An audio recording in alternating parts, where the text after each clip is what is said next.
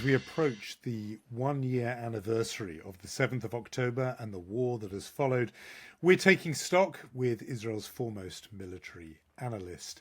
It's Unholy. I'm Jonathan Friedland of The Guardian in London. And I'm Yonit Levy of Channel 12 in Tel Aviv. Unholy, two Jews on the news. We should probably tell our listeners we're now also on YouTube, so Jonathan and I need to behave on camera. One of us knows how to do this. The other is slowly learning. I don't want to name names, but it's I wonder which one it could be. Struggle.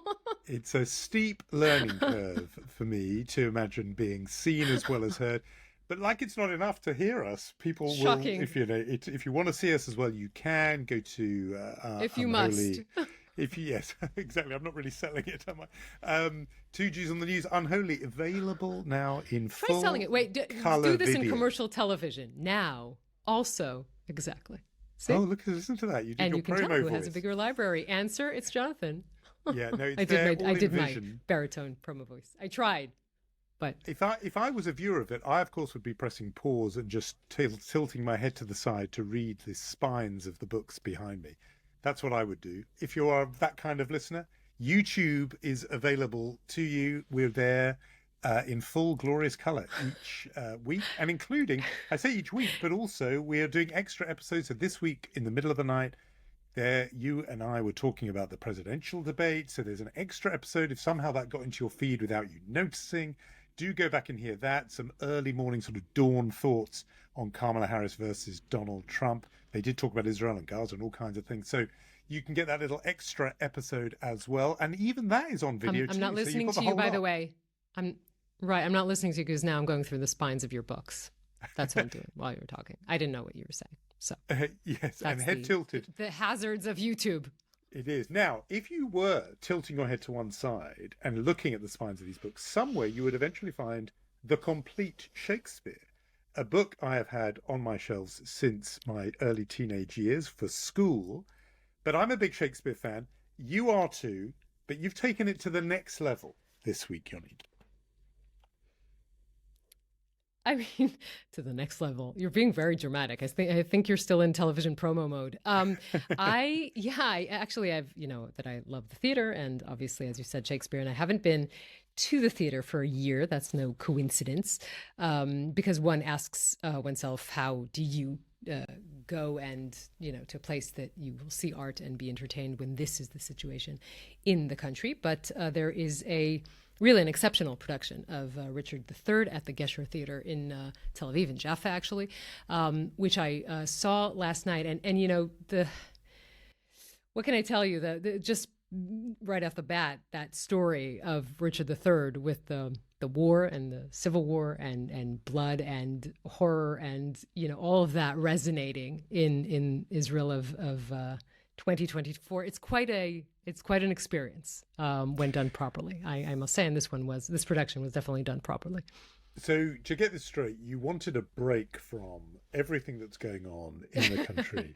So you decided to take yourself to see one of Shakespeare's bloodiest plays. I get it. The thing I think will interest people, even beside the choice of play and the content, I think they will assume if you're seeing Shakespeare, and everyone hears your brilliant English all the time, that this would have been an English language production.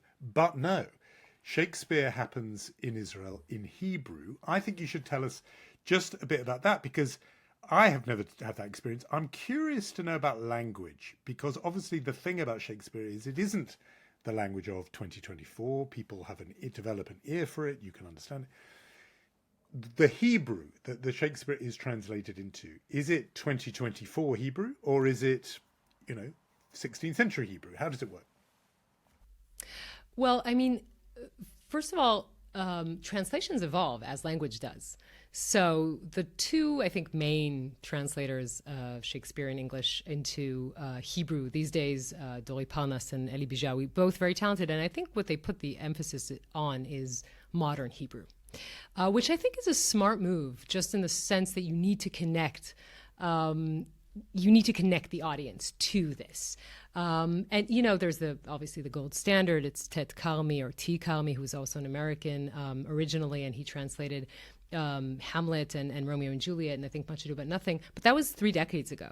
And now it does evolve. Dori Parnas himself, who's translating this, I think he translated Richard III at least 3 or 4 times over the quarter of a century, but it does evolve, and it is modern Hebrew. And I need to kind of say to you that this specific production, which is really a brilliant one. It is directed by an icon of Israeli theater, Itai Tiran, who's also an actor. And in the lead role, Yevgenia Dodina, who is one of, again, Israel's iconic theater actresses, also a decision, woman in the role of Richard III. What they did in this production, and I think it does speak to what you're trying to ask, is to intertwine Israeli iconic songs into the Shakespearean text. And so if you have, and you know what Shir LeShalom is because you know this country very well, it's a song for peace. It was written after 1967. It's a protest song for peace, obviously made even more important in the Israeli psyche because it was the song that Yitzhak Rabin sang on stage before he was shot. And when you intertwine that and have it in the words or singing the assassin in Richard III, then you get that twist and that ironic twist of connecting Israelis to this story, but also doing what good art does, and then forcing them to sort of look at themselves in a reflective way. It really is brilliant, and I couldn't not think of what to do and how do you kind of view art, this kind of art, after October 7th. There are a lot of questions to be asked about that, but it definitely was an unforgettable experience. No, I could hear you speak about this for hours longer, because it's a little reminder that before October 7th, we did find plenty of room on the podcast for the arts. You and I talk often of when we had Sir Nick Heitner on talking about Guys and Dolls. We both are big fans of the theatre, and it's just a sign of the times we live in. I think we should just make the note to say, if we're on the discussion of Shakespeare, that Elizabethan English sounded more in the accent like American English than like your accent. Just wanted to make that point, and we can move on. This is a very wounding point, and I don't have to believe it if I don't want to. No, I think you're right. And True. Although now we can get really into, I think regionally, if you travel to sort of the West Country here, that would take, and that accent in a way can sound almost vaguely American. That is probably, Plymouth, those sorts of places, in Devon, where Shakespeare, if you want to catch a bit of the sound of that. Anyway, we can do all that another time, and we look forward to that when our lead story will be Yonit going to the theatre. I'm very much up for that. There is, though, some news to talk about, and why don't you kick us off? So, we will go into this a little bit with Amos Harel soon in our conversation. But this week saw 2 major stories. They're both connected to the fact that Israel is still trying to recover from what happened 2 weeks ago, that 6 Israeli hostages were executed by Hamas after surviving almost a year.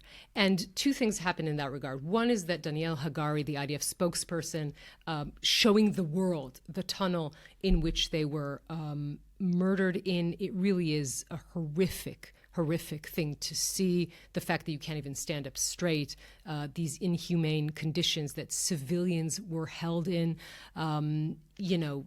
just the terrible images of that. And you see him, visibly distraught by this, by these images. By the way, the Israeli right, and particularly we should say the sort of Netanyahu supporters were very sort of repudiating Daniel Hagari, because it felt like what he was doing, actually not felt what he's doing, was saying this is very urgent to get the people who you can get out as fast as you can. This is not with the talking points of parts of the Israeli right. So they were very upset about that. The other thing that happened is the father of Ori Danino, one of those Israelis murdered, Elchanan Danino, had a visit to his shiva. The visit was of the prime minister, By the way, Netanyahu's opponents would note that he didn't visit with many other hostages who died or were murdered. He did try to meet with the 6 that were. 4 of them agreed to meet him. 2 families didn't. But he, again, as many would note, he would go to the places he would think that he would be politically safe, that this would be his constituency, and that he wouldn't have to hear tough words. But in this case, from Elchanan Danino, he heard things that were quite explosive. They were recorded and then aired on Israeli radio. He says to Netanyahu, this father, this bereaved father, he says, stop dealing with gathering Knesset seats or with polls and surveys. You have to stop, he's saying, on your watch, my son was murdered in a tunnel that you built on your watch. What he means by that, we should say, allowing funds to come into Hamas. You're saying, do everything you can to bring back the hostages. It's a very tough conversation that was sort of broadcast everywhere. And it really showed how much anger there is, even among the people who you would have thought were Netanyahu's, supporters. Yes, and this has had obviously a huge impact and reach. In a way, it's a sadness to me that it's not enough that it's a parent of a hostage, that it's a parent of a hostage who is religious, who is from the constituency that would, as you say, be expected to be loyal to Netanyahu.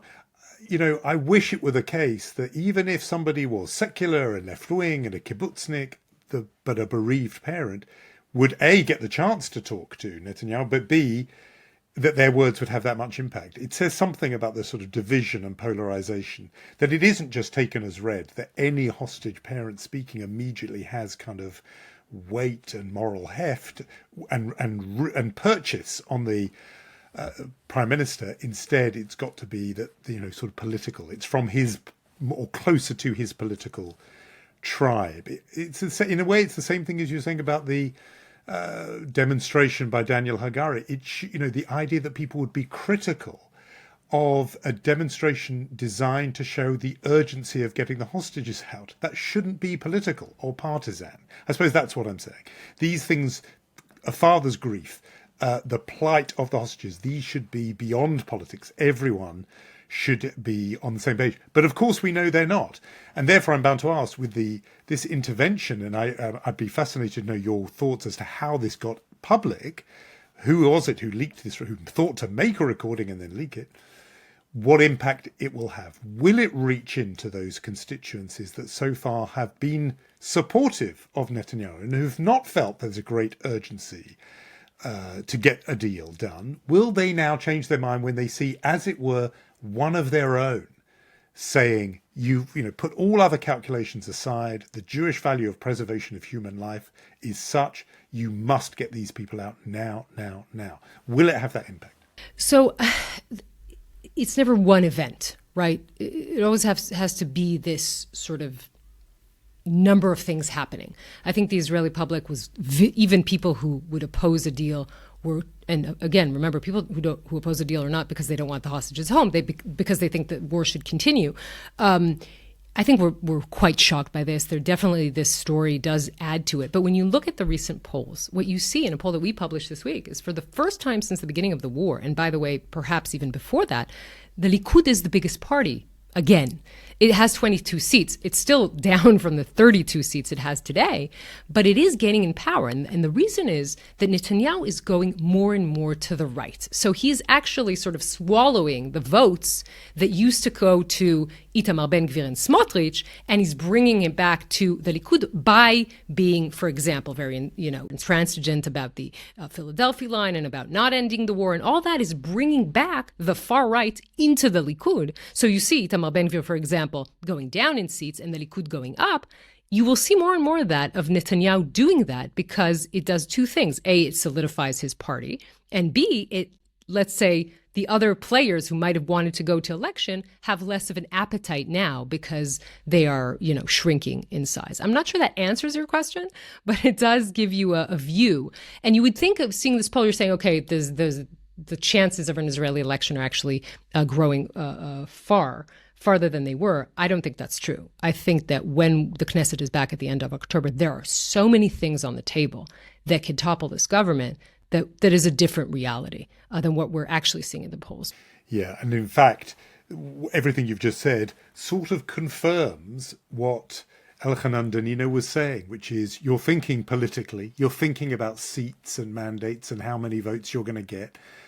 And in a way, these numbers confirm that in a way that I wouldn't want to support, but there is logic to Netanyahu operating the way he's operated this last year, because here he is, 1 year on, he's still in place, and if anything, his political position is improving.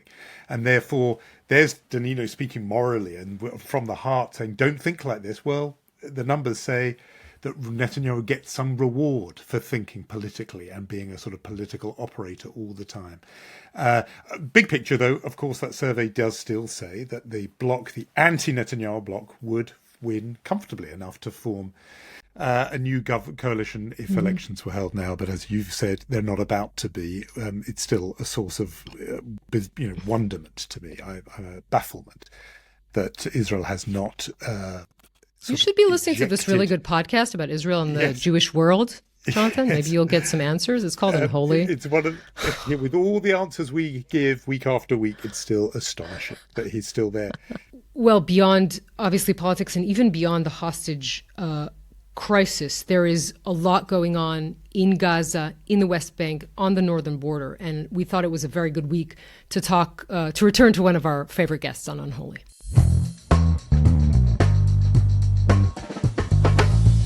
The anniversary of October the 7th is looming. In the coming weeks, we're going to be taking stock of this last year. And we thought we would begin with the state of the war 12 months on. And joining us is Israel's foremost analyst of military affairs, Haaretz's Amos Harel, friend of the podcast. You've been with us many times, Amos. Before we plunge into the whole of the last year, which is obviously a big topic, just let's begin with a couple of items of news that's just sort of developing. Starting with the storied 8200 unit division, you'll tell us how I should properly call it, the intelligence part of the IDF that focuses particularly on tech, using tech, cyber intelligence, signal intelligence. The head of that 8200 has resigned. Tell us what that means and why he's done it. Okay, the right term is unit, not division, and it's Unit 8200 may be called, or used to be called, the pride of the IDF, the most prominent military intelligence unit behind dozens, if not hundreds, of successful operations in the last 60 or 70 years. Unfortunately for Yossi Sariel, the brigadier general, who is the current commander, during his term, also responsible for Israel's greatest intelligence and military fiasco, at least since 1973. It was on his watch. Many people demanded that he resign a long time ago. But now, as you said, just a bit over 11 months after the beginning of the war, he sent a letter both to his soldiers, officers, and also to his commanders, to Herzi Halevi, the chief of staff, announcing that he's about to resign. He takes responsibility in a way to what has happened, not complete responsibility. I wouldn't be too surprised if a lawyer or two has seen the letter before it was sent to the unit itself. But, when you compare that to Netanyahu, who refused completely to take any kind of responsibility to everything that's happened, that's a step forward. This is what most people have expected. Just briefly, this is the same unit that apparently was able to steal Hamas's plan of attack about a year and a half before it happened, and yet, for some reason, did not think enough of this to distribute the information and to make sure that this was followed closely and that the IDF was ready for such an attack. There were all kinds of signs in the few days before October 7th. Nothing happened over that. No reaction either from the military intelligence, from Shin Bet, or from the Southern Command. And then we ended, of course, with this horrific result. So it's taking responsibility, but just why now question, given that it is nearly a year?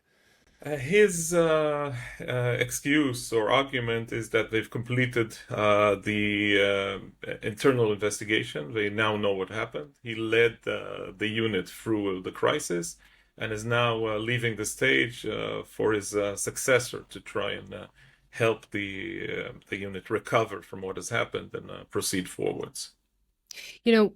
Obviously, you mentioned the fact that Netanyahu is still there, but also when you look at the military, there are three, main commanders that have left. Now we're talking about the head of the A200 unit, also the head of the Gaza division, and the head of military intelligence. The head of Southern Command is still there. The head of, the chief of staff, Herzi Halevi, is still there. How does the fact that many of the commanders who were there on October 7th are still running that war, how does it affect, if we're sort of trying to zoom out a little bit, the way this war is being run? Look, in the beginning, I think there was no choice in it. They had to deal with what has happened. As we said, it happened on their watch, and it was their job to try and correct it and help the army recover. And you must remember that it was just 3 weeks between the initial attack from Hamas and the IDF's response with the ground incursion into Gaza. And Halevi, in many ways, led this operation, and I think he was pretty effective leading the army at that time. Probably the right man for the job, in spite of what has happened under his watch. Now it's a different kind of reality, and I think that many of the more junior commanders, let's say battalion commanders, brigade commanders, are deeply concerned with the fact that the army's top brass has remained in their places, and this creates mistrust among the troops, among the field commanders. Most of them would expect more generals to resign in the near future. On the other hand, the main excuse the army would give for not doing that would be that they haven't completed the full investigations. There's still a lot to be learned, and there's a possibility, Jonathan has touched on that briefly before, that things could still get worse on the Gaza Strip and especially in Lebanon. There's another part of this that doesn't get said out loud, at least not by the army commanders themselves, and this has to do with Netanyahu. Not only his refusal to accept responsibility, but also the deep suspicion that he would try as much as possible to appoint his men, whether to the most important position, which in my view is the head of Shin Bet under the current circumstances, or to senior jobs in the army. It's true that it's actually the defense minister who's responsible, but as you know, Gallant and Netanyahu are not on speaking terms for a very long time.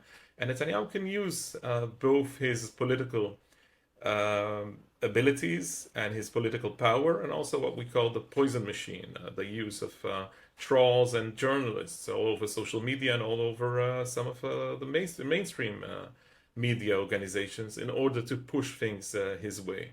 So one of the things you hear never on record is that people like Herzi Halevi and Ronen Bar, the head of Shin Bet, should stay in power as long as Netanyahu is there in order to prevent him from appointing his people, so to speak, to those very important jobs. The one thing we can say is this is Israel's longest war, by far. The war, if we take the start date of October the 7th, just on that point of time, that narrow point, what has been the impact on Israel and I suppose specifically its fighting capacity to be fighting such a long war? More than anything else, this is a war of attrition. It's not fought full scale all the time. In the beginning, of course, when Israel invaded the northern part of the Gaza Strip, and later on when there were battles in places such as Khan Yunis, there were many IDF divisions operating inside the Gaza Strip. Now it's a more limited force. And yet, this is extremely exhausting for the army, for the reservists, and even for the soldiers who are in regular service, but mostly for reservists, people with families, with jobs, with academic studies whose lives have been stopped, actually, an abrupt stop on October 7th. It's also, of course, problematic for the economy, for society at large. Just think of the number of tank shells or air bombs that the army has been using. So all of that, after 11 months, the Hebrew term is closer to exhaustion. And I think that in a way, the Israeli society is exhausted. Now, there's an ongoing debate, for instance, whether Israel should enter a full-scale war with Hezbollah. And many people demand that, and I can see the logic, mostly because, as we mentioned, the 60,000 Israelis are not able to return to their homes and on no fault of their own. And this is extremely troubling, and a lot of people are demanding from the government to finally do something. Because what the government does, it approves all kinds of strikes that don't change anything, and it promises that sometime in the future it will be able to solve this. But there are no deadlines here, and this is extremely troubling for the population. And yet, my question whenever somebody suggests that is, you in what army? Is the Israeli army actually capable of fighting on so many fronts? Now, if worse comes to worse, maybe we'll have to do that. Is that the right time? I'm not sure about that. And my fear, I tend to be pessimistic about these issues, is that maybe we would bite more than we can swallow. And that would be extremely problematic for Israel, on top of everything else that's been happening since last October. You tend to be pessimistic. You're living in the right area of the world for that. I do want to ask, I mean, we went through Gaza and the northern border, but let's just ask the question that I think many Israelis are asking, and that is the question of the hostages, and particularly the hostage deal. Obviously, Israel is still reeling from that terrible event where Hamas executed 6 Israeli hostages that managed to survive for almost a year.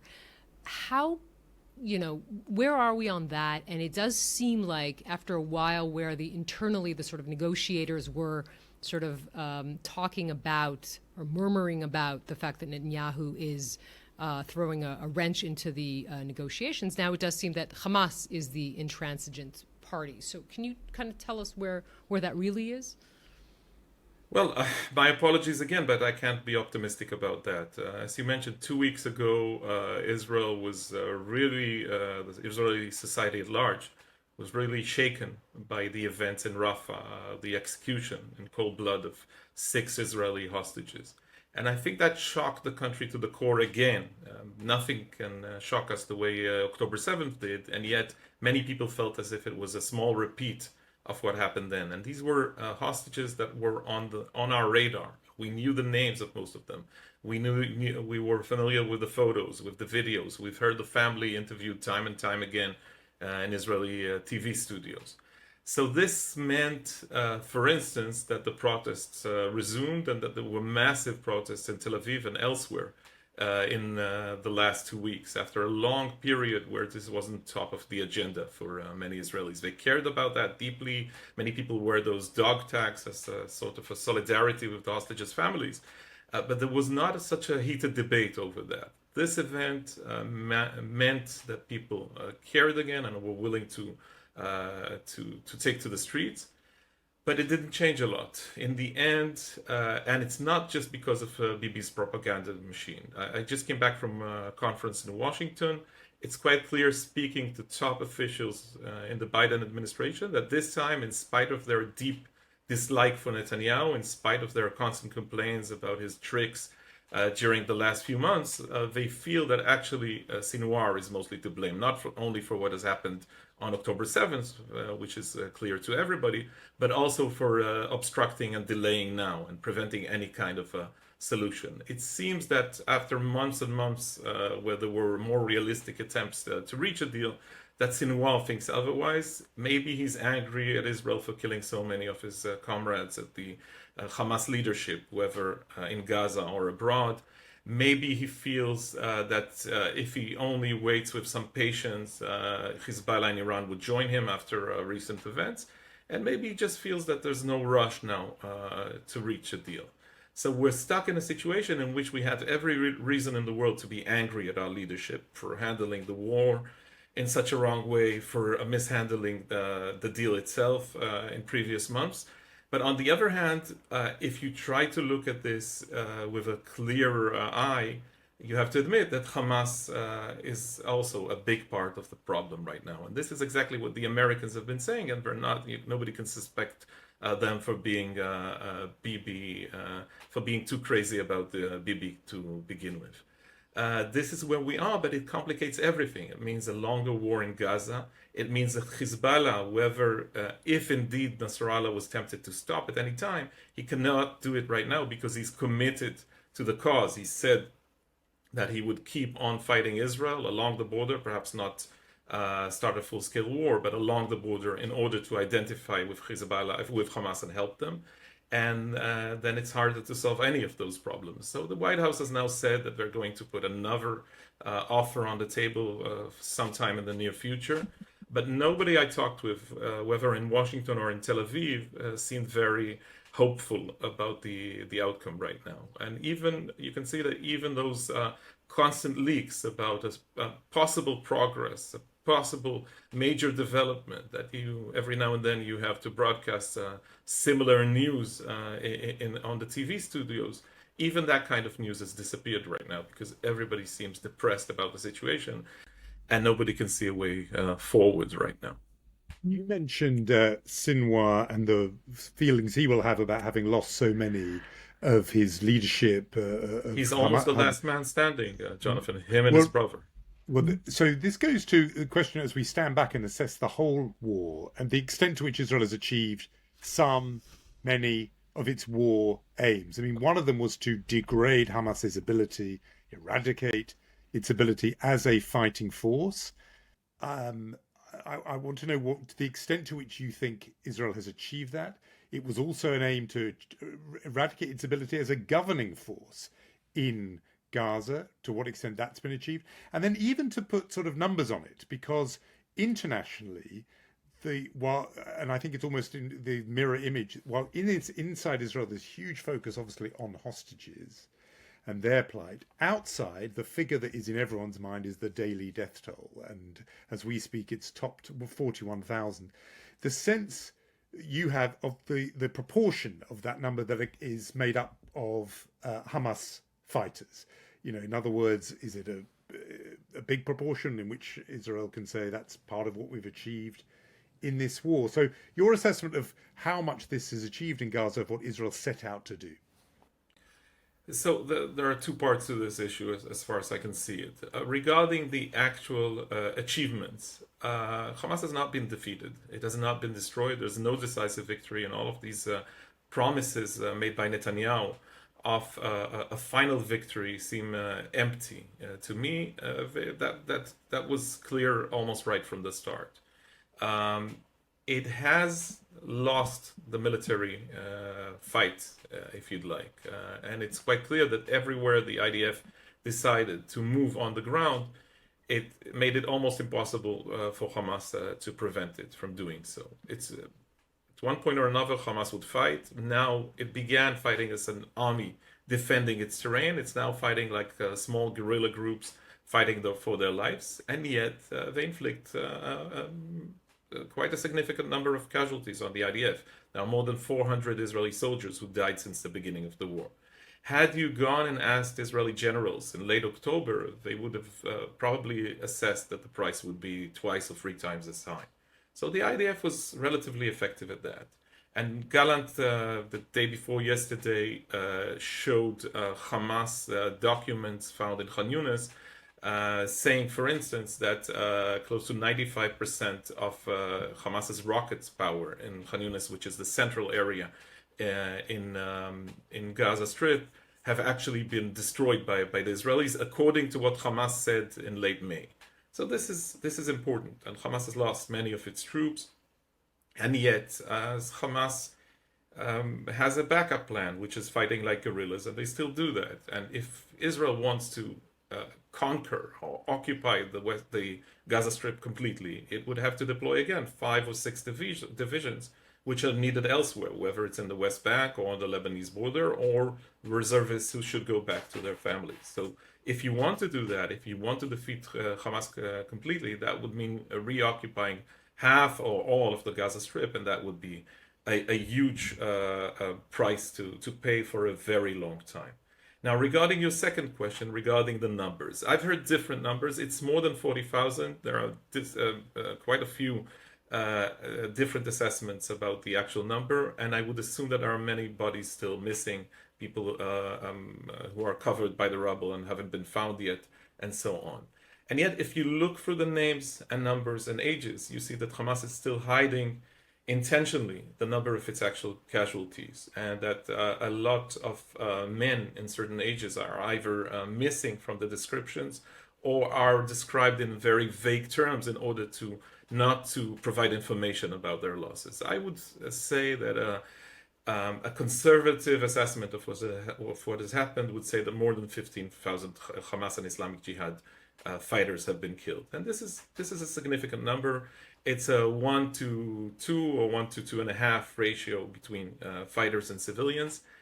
Compare that to America in certain battles in Iraq, Mosul, and so on, Raqqa in Syria, some battles in Afghanistan. The American numbers are much higher. It doesn't mean that anybody would give the Israelis a citation anytime soon. Haag would not be persuaded by that. But this kind of war, in our defense, I would say, is very, very difficult to fight. We have to remember, the price we paid in the beginning, the actual response by the Israeli public, by everybody in Israel, from the prime minister to the last soldier fighting in Gaza or making decisions about the airstrikes from Tel Aviv. Everybody's been affected by that. You have to remember the issue with the hostages, and also the fact that Hamas has dug underneath civilian population, is actually engaging in this fight all from underneath it, from underground Gaza, which is it's an obstacle that I don't think, a challenge which no Western army has faced on such a scale before. I have a lot of criticism. I've printed some of it in Aretz during those months. I think rules of engagement could have been better in many areas. I think there are times where we tend to shoot first and ask questions later. I think the same kind of attrition that we mentioned before affects commanders and soldiers' decisions on the ground. The fact that so many of their comrades were lost also tends to influence the way you make decisions. Sometimes it's a split-second decision whether to shoot or not. And yet, this is the ugly reality of war. And I've said that maybe to you, Jonathan, as well in the past. One of the terrible things that Sinwar did to us was to pull us with him into the gutter. The fact that they acted in such a barbaric way also affected our response to this. The fact that we were so overheated with emotions. And I'd say very bluntly, as I look at myself, I've paid much less attention to suffering on the Palestinian side since October 7th, when I compare this to previous wars or operations. When your heart is bleeding over this for so long, you tend to focus on your own suffering and less on what you do to the enemy. I just want to follow up that, because that's a very honest admission. And I just want to ask a specific thing about whether the rules of engagement, as it were altered in this round or this conflict compared to previous ones, in terms of what is deemed an acceptable or legitimate or proportionate loss of life, the number of casualties on the other side. In other words, in the past, if Israel saw a Hamas commander but knew that in order to remove that person, 20 civilians might die, that would be one calculation and may even have been deemed unacceptable.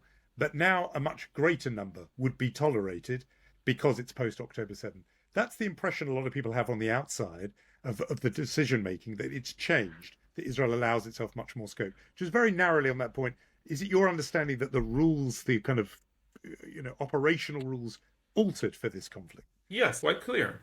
They won't say it publicly, but the numbers are higher than what you mentioned. And you can see that from the results. And it didn't happen one time. It happens quite a few times during this war. It's true that in some cases the Palestinians are exaggerating intentionally in the numbers, and especially describing their fighters or terrorists as innocent civilians. This happens all the time with the attacks at the Muasi area, the area which is supposed to be a safe space for civilians. While in fact we know that Hamas has made that has used that as operational headquarters. Think of the assassination of Mohammed Def, I think it was in July, 2 months ago. Again, civilians were killed, but perhaps not at the same number that Hamas claims.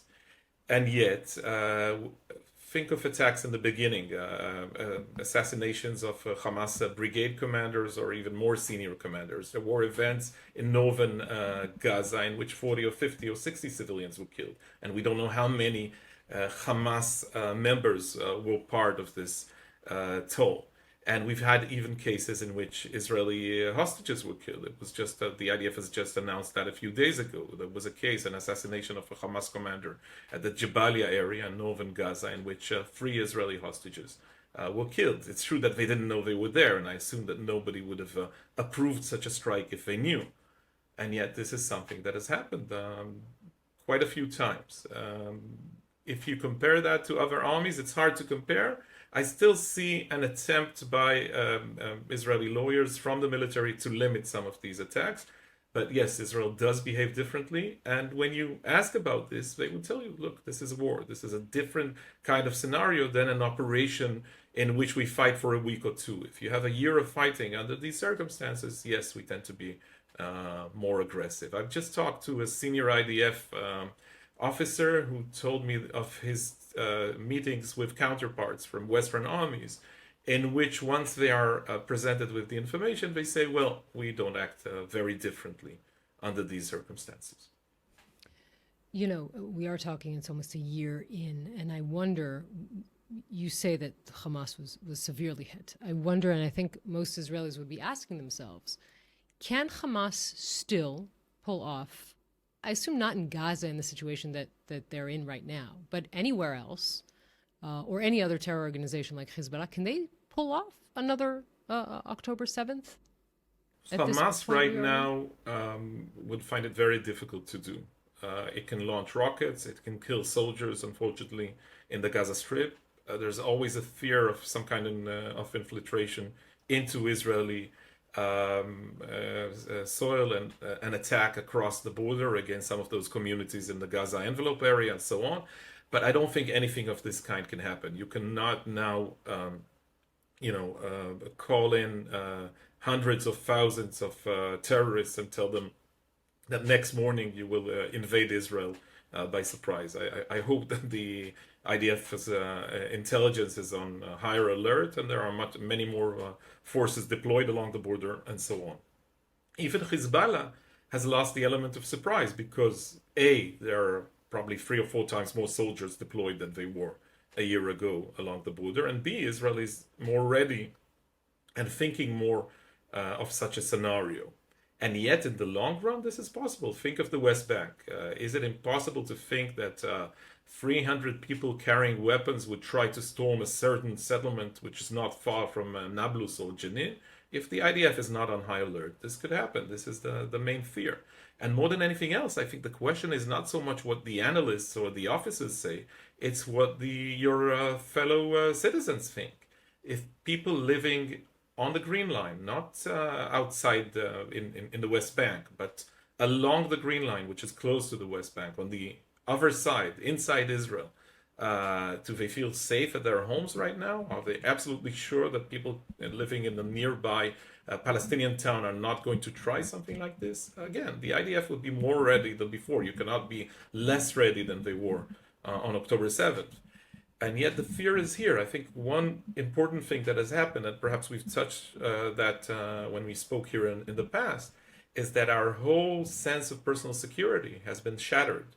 And that's combined with the return of the existential threats over Israel, something that in your lifetime and in my lifetime, and I'm slightly older than you, we haven't encountered. Our parents saw the Yom Kippur War in '73 as a huge shock. And after that, there were many years in which Israelis feared for the future of the country, feared a military threat. It's known as the lost decade for Israeli economy because so much money was spent on defense and on the military. And yet we've lived through the second Intifada, and we never thought that Israel itself was in danger. This is no longer the case. And here is where Iran comes into the picture. And we've mentioned Iran briefly earlier. The recent talk in Israel, something that's been missed completely by the international media, is of a plan called the annihilation plan. This is something that the Iranians have begun discussing seriously.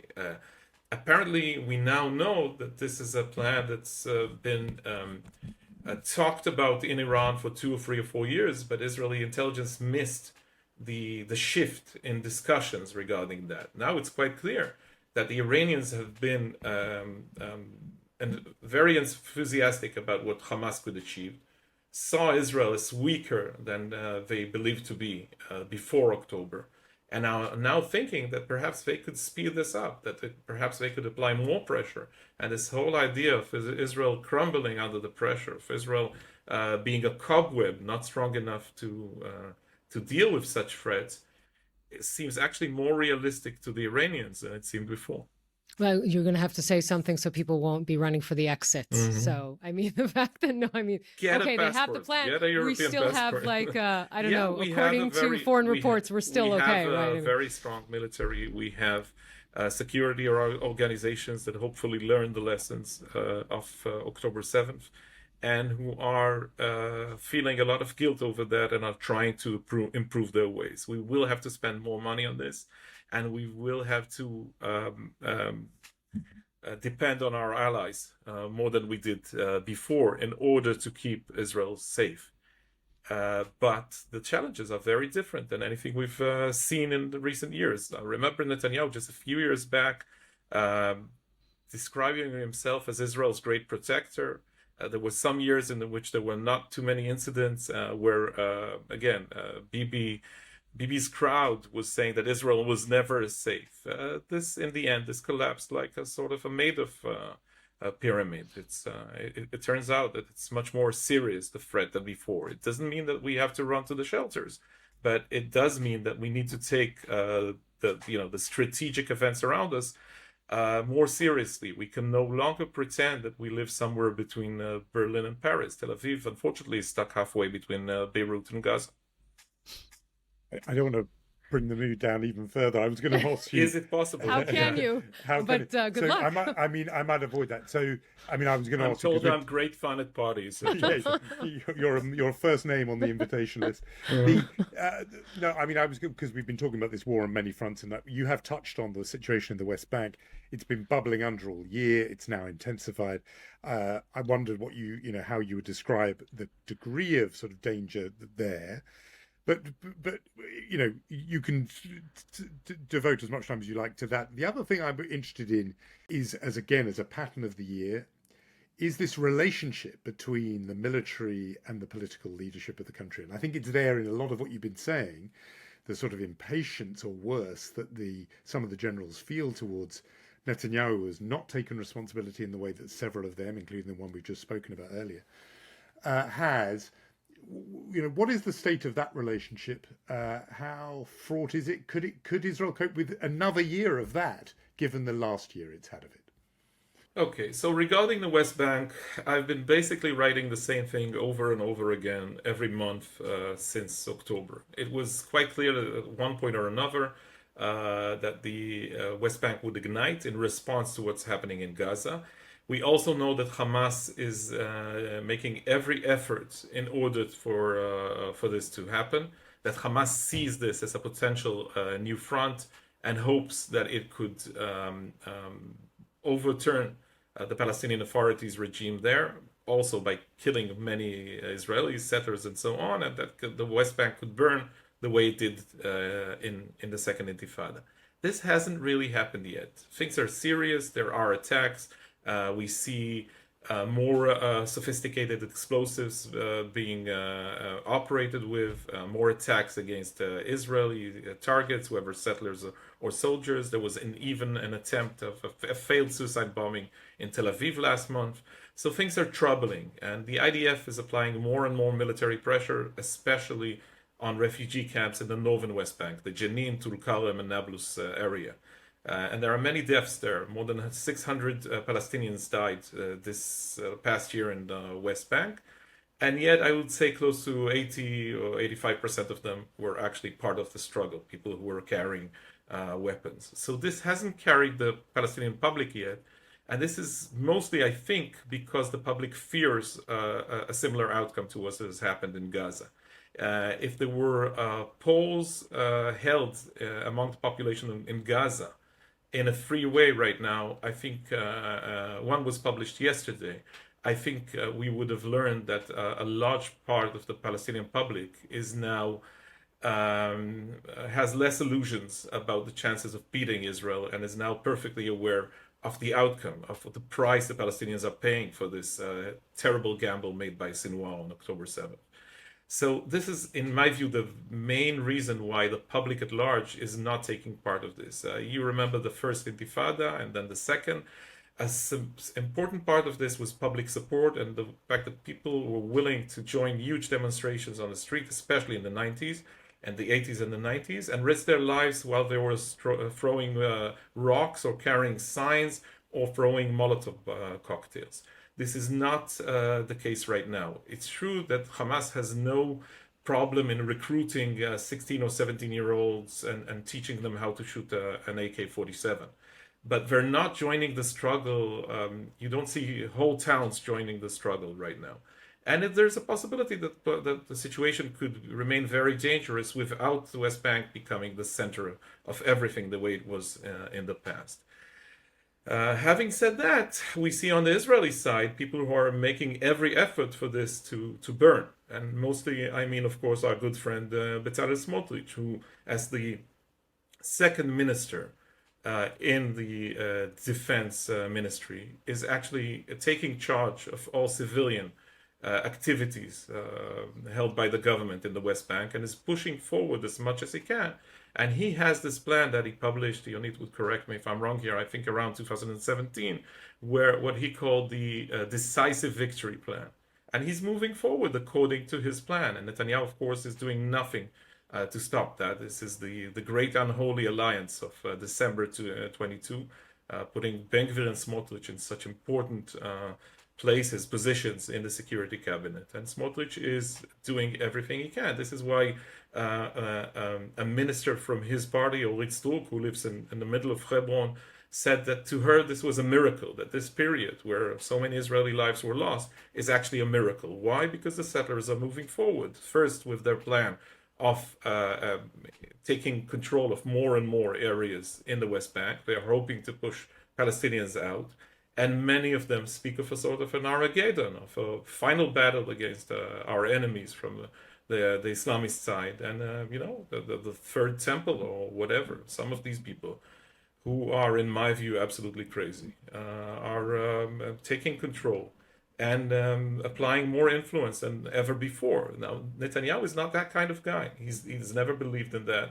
He's never been religious or deeply ideologic about these matters. And yet he's in bed with them and he can't get out because of his situation. This is the main reason for not signing the hostage deal as well. But this is where we're at because of his political and personal problems. Amos Harel, notwithstanding the content of our conversation, we're always very happy to have you on. At least we feel more, organized in our head. I'll try to improve next time. We just want to make sure that you know that when you say Unholy Alliance about Smotrich and Ben-Gvir, it has nothing to do with the title of our podcast. We just want to make that very, very clear. Amos, thank you so much for talking to us. Thank you. Thank you, Amos.